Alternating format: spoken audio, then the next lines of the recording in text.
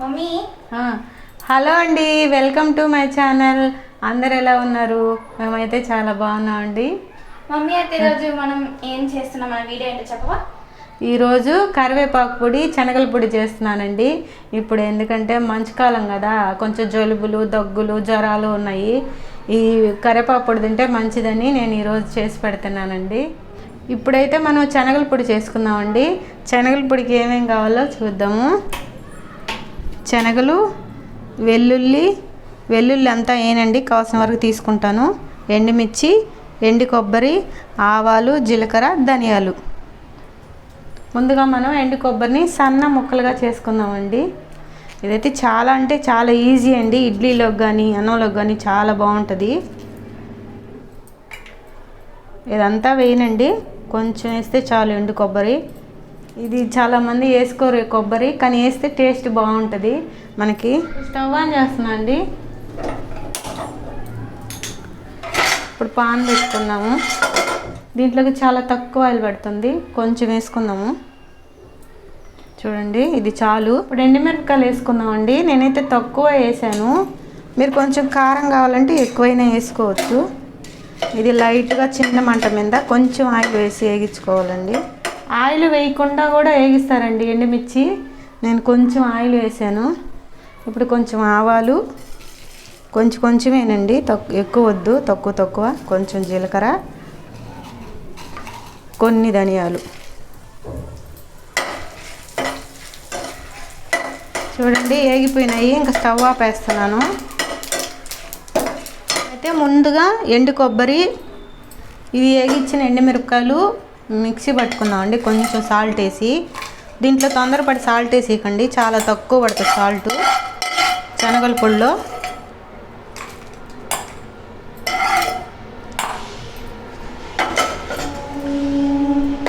కొంచెం సాల్ట్. ఇప్పుడు దీన్ని మిక్సీ పట్టుకుందామండి.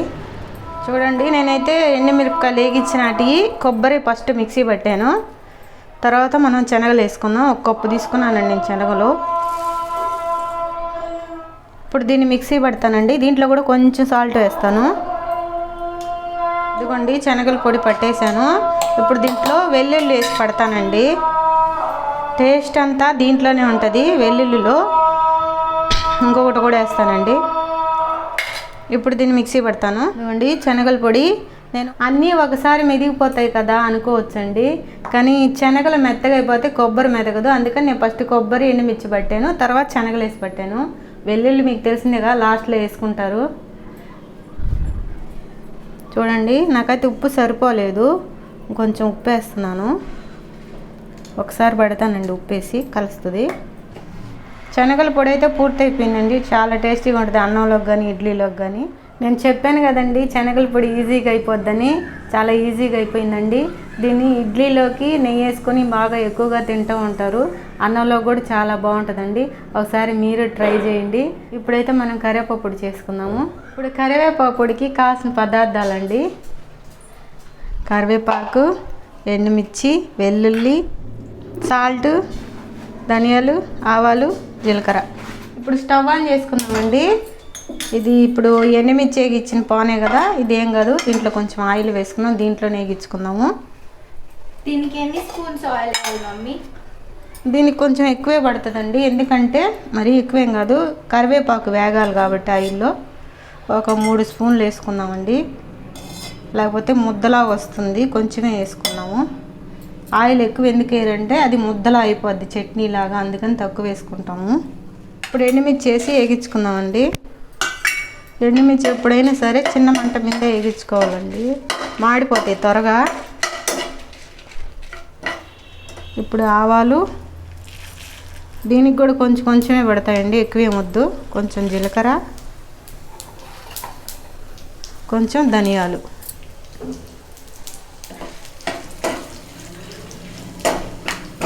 ఇప్పుడు మనం కరివేపాకు వేసుకుంటున్నామండి. ఇది కడిగి ఆరబెట్టి పెట్టానండి. చెమ్మగా ఉండకూడదు కరివేపాకు, ముందుగా మనం కడిగి ఆరబెట్టి పెట్టుకోవాలి. పచ్చి కరివేపాకు ఒక టేస్ట్ ఉంటుందండి, ఎండి కరివేపాకు ఒక టేస్ట్ ఉంటుంది. అందుకే నేను ఎక్కువ పచ్చి కరివేపాకు టేస్ట్ ఉంటుందండి, అందుకే నేను పచ్చి కరివేపాకు వేస్తున్నాను. ఇది మంచుకాలం కదండి, కొంచెం పిల్లలకు కానీ పెద్దోళ్ళకి కానీ జలుబులు జ్వరాలు దగ్గులు వస్తూ ఉంటాయి కదా, కొంచెం కరివేపాకు పొడి తింటే నెమ్ము అవి ఉండవండి. పెద్దవాళ్ళు చెప్తూ ఉంటారు కదా, ఎప్పుడు అన్నం తిన్నా సరే ముందు కరివేపాకు పొడితో ఒక ముద్ద తినాలని. ఇప్పుడు మనం కరివేపాకు పొడి చేసుకుంటున్నాం. చూడండి వేగతా ఉంది. దీంట్లో కొంతమంది పల్లీలు వేసుకుంటారండి, మినపప్పు పల్లీలు కూడా వేసుకుంటారు, కానీ అన్ని పప్పుల మీద కూడా ఇది మామూలు పొడి ఎక్కువ టేస్ట్ ఉంటుందండి, అందుకే నేనేం పప్పులు వేయలేదు. ఇది చిన్న మంట మీద వేగించుకోవాలండి కరివేపాకు, లేకపోతే పచ్చి పచ్చిగా ఉంటుంది, మాడిపోద్ది ఎక్కువ మంట పెడితే. మనం చిన్న మంట మీద స్లోగా వేగించుకోవాలి, చాలా టేస్ట్ ఉంటుందండి. ఇది వేగిపోయిందండి బాగా, చూడండి గరగర అంటుంది, ఇలా అనాలి. ఇటు అన్నప్పుడు గరగర గల్గల్ అని ఉంటుంది కదా, గలగల అని, అలా అంటే వేగినట్టు. ఇప్పుడు దీన్ని చల్లార్చి మిక్సీ పట్టుకుందాం. ఇది చల్లగా అయిపోయిందండి, ఇప్పుడు మనం మిక్సీ పట్టుకుందాము. చూడండి చూడండి ఎలా పొడి అయిపోతుందో, ఇలా వేగాలి మాడిపోకుండా.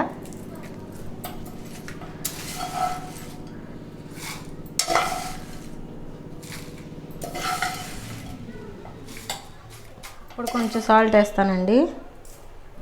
ఇప్పుడు మిక్సీ పడతాము. ఇదిగోండి మిక్సీ పట్టేశాను. ఇప్పుడు మనం కొంచెం వెల్లుల్లి వేసుకుందాము. అసలు టేస్ట్ అంతా వెల్లుల్లిలో ఉంటుందండి, స్మెల్ భలే వస్తుంది వెల్లుల్లి. కానీ కొంచెం సాల్ట్ కూడా వేసుకుందామండి, సరిపోలేదు. ఇప్పుడు మళ్ళీ మిక్సీ పెడతాము. చూడండి ఎలా అయిందో. ఇది పచ్చి కరివేపాకు కాబట్టి కొంచెం ముద్దగా ఉంది, చాలా అంటే చాలా టేస్ట్ ఉంటుందండి. అంతేనండి, మన కరివేపాకు పొడి రెడీ అయిపోయింది. ఇది చాలా మంచిదండి ఆరోగ్యానికి. డెలివరీ అయిన వాళ్ళకి, ఏదన్నా ఆపరేషన్ అలా చేసిన వాళ్ళకి కూడా ఎక్కువగా పెడుతుంటారండి. ఇది చాలా మంచిది. దీన్ని కొంచెం ఫస్ట్ మనం తినేటప్పుడు కొంచెం అన్నంలో పిల్లలకి ఒక ముద్ద పెట్టినా కూడా జలుబులు నెమ్ము అవి రాకుండా ఉంటాయండి. అంతేనండి, మన కరివేపాకు పొడి శనగల పొడి రెడీ అయిపోయింది. వీటిని స్మెల్ పోకుండా డబ్బాలో పెట్టి మూత పెట్టుకోవాలండి, లేకపోతే స్మెల్ అంతా పోయిద్ది. ఇదిగోండి మన శనగల పొడి, ఇదిగోండి మన కరివేపాకు పొడి, పొళ్ళు రెండు రెడీ అయిపోయాయి. మీరు తప్పకుండా మీ ఇంట్లో నెయ్యి వేసుకొని ఇడ్లీలోకి కానీ అన్నంలోకి కానీ దేంట్లోనే తినొచ్చండి, చాలా మంచిది. చిన్నపిల్లలకి తప్పకుండా పెట్టండి. ఈ వీడియో మీకు నచ్చినట్లయితే లైక్ చేయండి, షేర్ చేయండి, సబ్స్క్రైబ్ చేయండి. మీరు నాకు చాలా సపోర్ట్ చేస్తున్నారు, అందరికీ థ్యాంక్స్ అండి. బాయ్.